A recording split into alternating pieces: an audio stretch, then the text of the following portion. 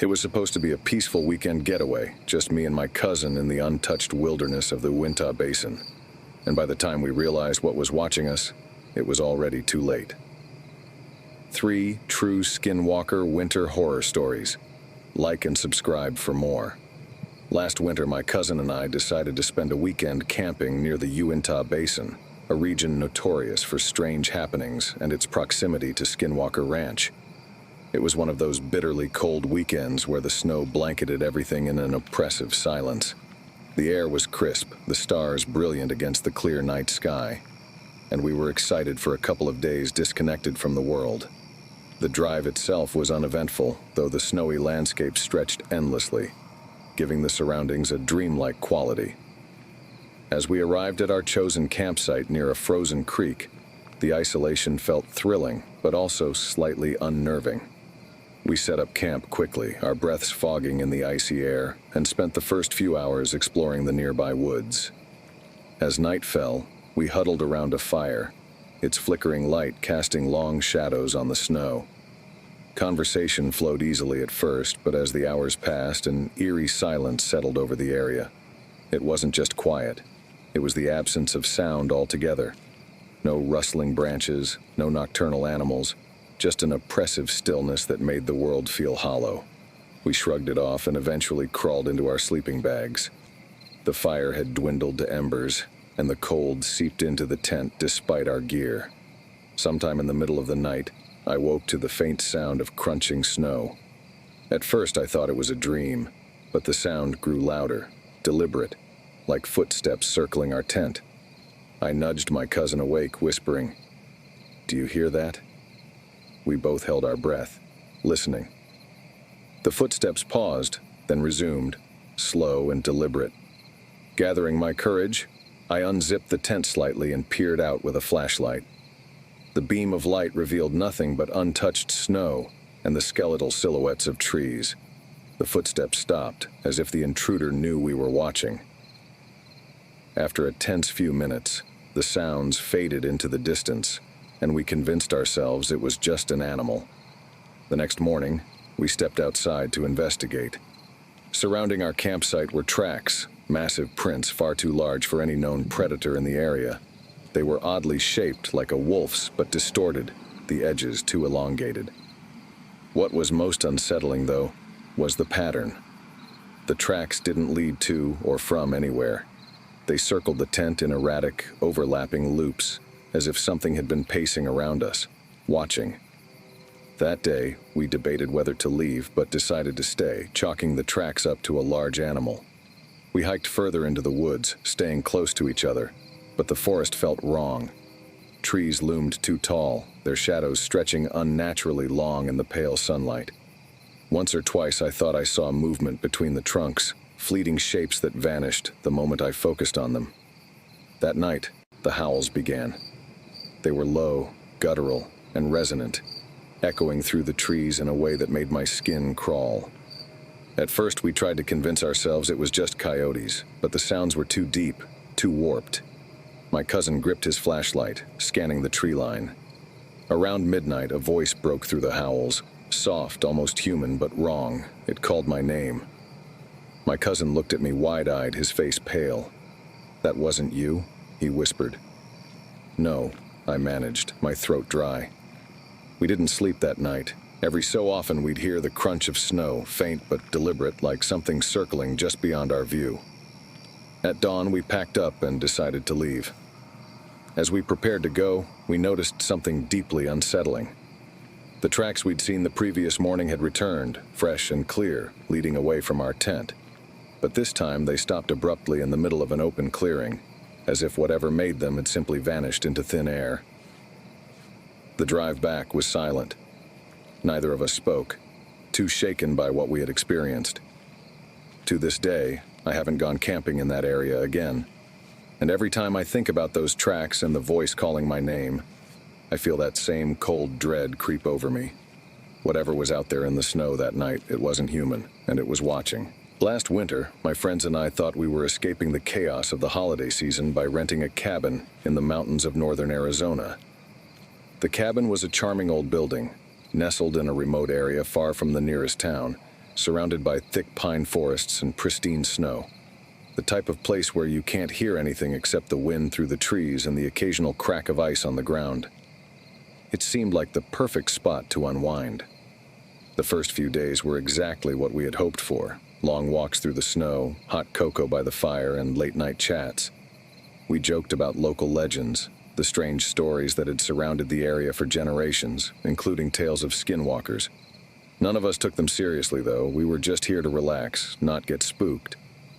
It wasn't until the third night that something shifted. The temperature dropped significantly, and a heavy snowstorm rolled in, trapping us in the cabin. The wind howled through the trees, and the sound of the snow hitting the windows was like a constant barrage. We settled in for a cozy evening, lighting the fire and playing cards. As the night wore on, though, a strange tension started to build. The atmosphere inside the cabin felt different. It wasn't that anything had changed physically, but something felt wrong, like the air was thickening. A subtle, gnawing unease that none of us could explain. I felt it first, a strange feeling creeping up the back of my neck, as though I was being watched. When I looked out the window, there was nothing, just the swirling snow. Around midnight, my friend Sarah, who had been sitting near the window, suddenly froze. Her face went pale as she pointed out the window with trembling fingers.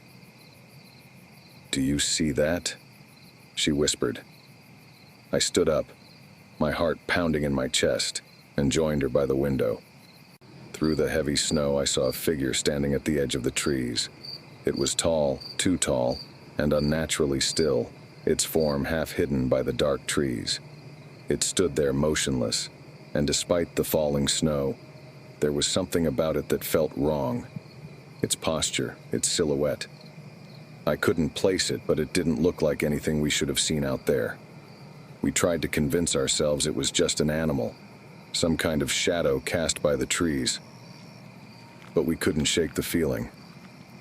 That night, we locked all the doors and windows and tried to sleep, but none of us could. At around 3 a.m., we were all jolted awake by a soft scratching sound. It started faintly, like nails against wood, then grew louder and more deliberate. The sound moved from the front door to the windows, then to the back of the cabin. My friend Ryan grabbed his flashlight and cautiously approached the door. "Stay here," he told us, his voice tense. As he peeked out of the peephole, his expression changed from confusion to sheer terror. "There's nothing there," he whispered, backing away from the door.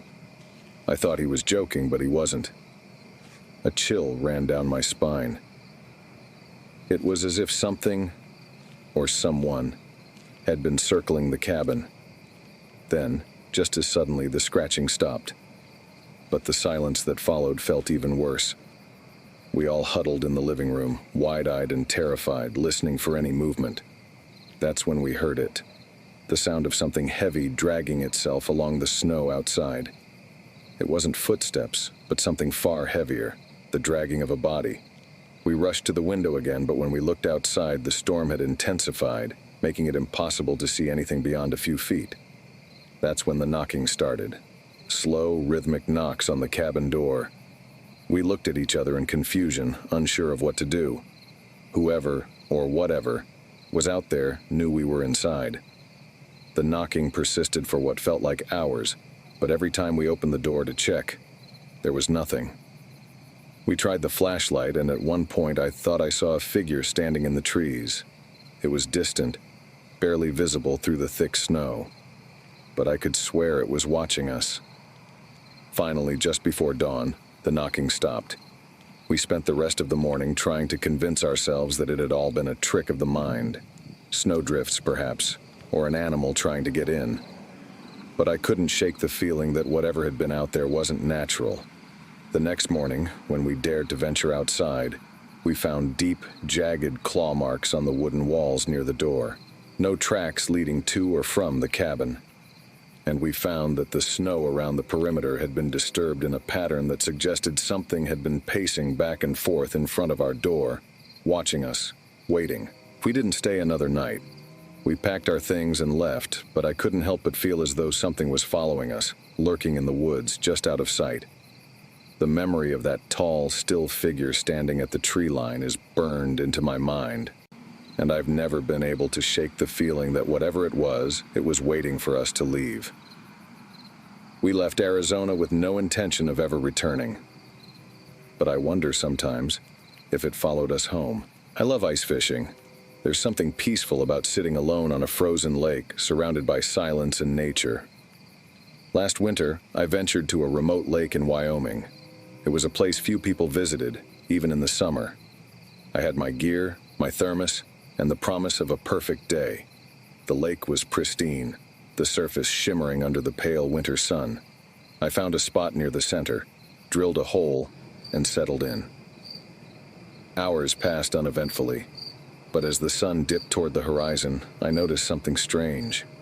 Across the lake, at the edge of the forest, stood a figure. It was too far to see clearly, but it appeared to be wrapped in a dark, tattered cloak. It wasn't moving, just standing there facing me. I waved, thinking it might be another fisher or a hiker, but there was no response. As twilight fell, the figure began to move, gliding across the ice without lifting its feet. My stomach twisted as I realized it wasn't walking, it was sliding, almost floating, straight toward me. I scrambled to pack up my gear, my hands shaking. The figure stopped abruptly halfway across the lake.